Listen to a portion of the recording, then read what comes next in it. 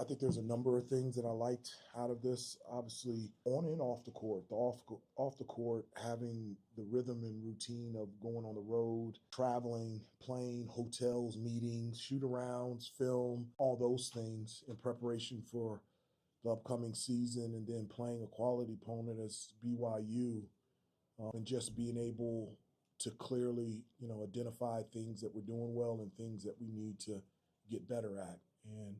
And also just, we've got 11 new guys on the team. And one of the things that I always tell them is you really only have control of two things, how you react and how you respond. And so I was really excited about how we were going to react and how we were going to respond playing on the road, playing against BYU tonight with this new team. Hubert, not only the quality opponent in this setting, but, you got to really work on some late game stuff, situational stuff. We did. Do you feel like that was another valuable part of this whole experience? It really was, You just can't get that in practice, Yeah. And so what we got today just really helped us before we went out. I said, the number one thing that I wanted to get from this is I wanted us to take a big step forward in moving forward to potentially being the best possible team that we can become. And whether it's shoot around, pick up, camp game, whatever, I want to win. But there was a lot of things that I was really happy with. And just to add on to that, it looked like you got what you wanted at the very end, coming out of the last time out with getting, the face or the handoff to Seth, Yeah. and the rush to the goal. I'm sure you'll take the way that developed. No, I will take that. We had two plays. If BYU made one and they were only up by 3, we were still going to call a timeout at half court. I had a play 4-3 and a play 4-2. And we felt very good about the play that we ran, and we got our most athletic, most powerful player attacking the basket, and just fortunately missed it. Looks like you had some stuff there with Kyan and Henry. Kyan missed a lot of time in the first half with the foul trouble, but really had a lot of success during the second half, finding him and finding some others. Yeah, Henry's dynamic. He's big. He's good when he has space. Really good on empty side ball screens. Called a couple plays to get him on the roll on the run to the basket, and he has the ability to be able to finish with either hand. And he can really shoot from 3. He didn't hit a 3 tonight, but we felt like the way that BYU was playing ball screens with the 5, that we would have some opportunities to get Henry with some momentum going towards the rim.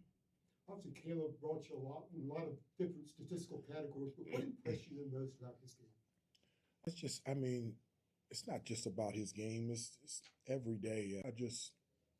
Obviously he's very gifted, but he's a great kid and a great teammate, and his competitiveness, just a joy to coach and to be around.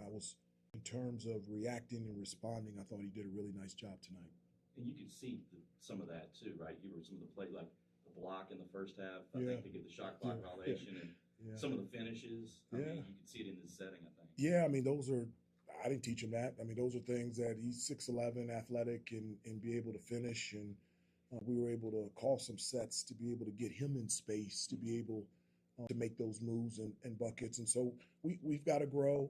We've got to get better. I've got to get better. And we're looking forward to getting back home and then getting back to practice on Sunday. A lot of the talk from the players going back to the summer when they had open gym. Did you see that competitiveness tonight? And were there moments where you kind of thought, hey, this is an exhibition game, but it feels like this is a game in late February and March? No, it felt real, and in the huddles, it was pretty animated, which I like. And it goes back to the react and respond. I felt like every time it felt like BYU was going to go on a run, we stopped it, and we either caught back up or took the lead. And that was another thing that I was happy with. The turnovers were an issue, particularly in the first half. No, they were an issue. They were an issue the whole game. One of the things, I take this from Coach Williams. He always says that turnovers are one or two things. It's either selfishness or carelessness. With this group, it is never, ever selfish.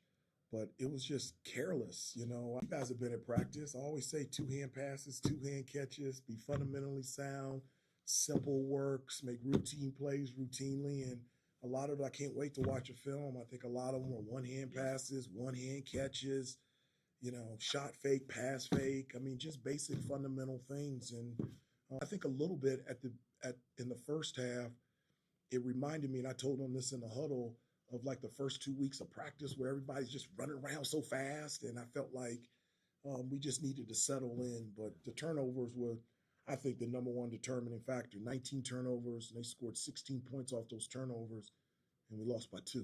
Did you think some of that was because of the foul trouble for Kyan, where you're shuffling around a little bit at the point guard? Because, I mean, he had to sit for a long time in the first half. I think it was us. Yeah. Everyone. Did you try to push the pace in the second half? Seemed like first 10 minutes, you got a lot of transition buckets. We got a lot of transition buckets in the second half because we rebounded better. We can't run unless we rebound. And so we started rebounding better, and that allowed us to get out in transition and run. So for us, the pace that we want to play on the offensive end, I've clearly identified with this group, it all ties back to defense and it all ties back to rebounding. You check the box on defending and rebounding, then now we can run. Any of the local folks have questions for Coach? I just wanted to ask Coach, in terms of these new level matchups you have in the exhibition season, how valuable is that? It's really huge for us. It's, as I said, on and off the court, it's really big for us. We get a chance to go on the road, go through the routine of shoot-arounds and meals and film and all those types of things. It gives us a chance to just spend uninterrupted, unhurried time together as a team, and especially for one where we have 11 new players. The more we spend time together, the better it is. And then to be able to play on the road against a team like BYU, it really gives you a clear picture of the things that you could be encouraged about and things that we really need to address and get better at. And I felt like BYU did the same thing. They got to play Nebraska and they learned something. And then when they came in here, they grew. And so my hope is that next week in our exhibition game, we've taken steps forward in our growth as well. Last one, AJ. I would imagine Kyan and Seth in transition out there together is something you want to see a lot of. Yeah, I do. But I like our team in transition. We've got guys that have the ability to run and finish. And we have guys that have the ability to run and spot up from 3 and make it. And so we want to play in transition. That I tell them it would be great if I could go a whole game and live out a primary break and never call a half-court set. Well, in order to do that, we're going to have to get stops and rebound and stop fouling and put them on the free throw line. So those are areas that we've got to improve on. Thank you, Coach. Thanks, everybody. Okay, thank you.